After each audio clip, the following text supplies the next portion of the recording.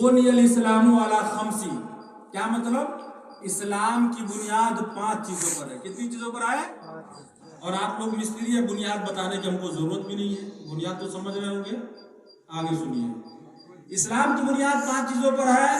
سب سے پہلا ایمان. سب سے پہلا کیا چیز؟ ایمان.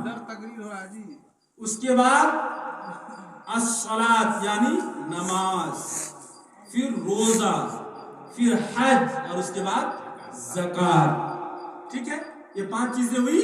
اسلام کی بنیاد یہ 5 چیزوں پر ہے. اگر یہ 5 چیزیں نہ ہوئی تو اسلام کی بنا ہی اس کے لیے نہیں، وہ مسلمان ہونے کی بنیاد ہی نہیں رکھی گئی تو مسلمان ہونے کا کوئی سوال ہی نہیں ہے. تو فرسٹ یعنی پہلا کیا ہے؟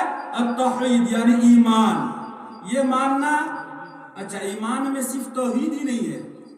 بہت سارے لوگ کہتے ہیں صرف التوحید. ایمان میں صرف توحید نہیں ہے، بلکہ ایمان میں کیا ہے؟ توحید بھی ہے اور رسالت بھی ہے. توحید اور رسالت ہے. ایمان یہ ہے کہ تو یہ کہا کہ عبادت کے لائق کوئی نہیں ہے سوائے اللہ کے، اور محمد صلی اللہ تعالی وسلم اللہ کے بندے اور اس کے سچے رسول ہے. اور اس کا فل جو ڈیفینیشن ہے وہ یہ ہے: آمنت باللہ وملائکتہ وکتبہ ورسلہ والیوم الآخر. یعنی اللہ پر، اس کے رسول پر، اس کے فرشتوں پر، اور اس کے کتابوں پر، اور یوم آخرت پر ایمان لانا کمپلسری ہے. یہ ایمان ہوا. یاد رکھنا، اگر ایمان نہیں ہے تو پھر نماز پڑھنے کا کوئی مطلب نہیں ہے. بہت سارے ایسے ہیں بددین روزانہ سر پٹک رہے ہیں مگر کوئی فائدہ اس کے سر پٹکنے کا، کیونکہ جو پہلی چیز شرط ایمان ہے وہی نہیں ہے. تو سب سے پہلی چیز ایمان ہے. ایمان کے بعد جب ایمان آپ لے آئے، آپ اسلام کے اندر آپ انکر گئے، تو اب آپ کے اوپر سب سے پہلے کیا ضروری ہے کہ آپ نماز کی پابندی کیجیے. نماز کی پابندی کیجیے. اس کے بعد روزہ، جو سال میں 1 مہینے ہے، جو رمضان المبارک کا مہینہ ہے.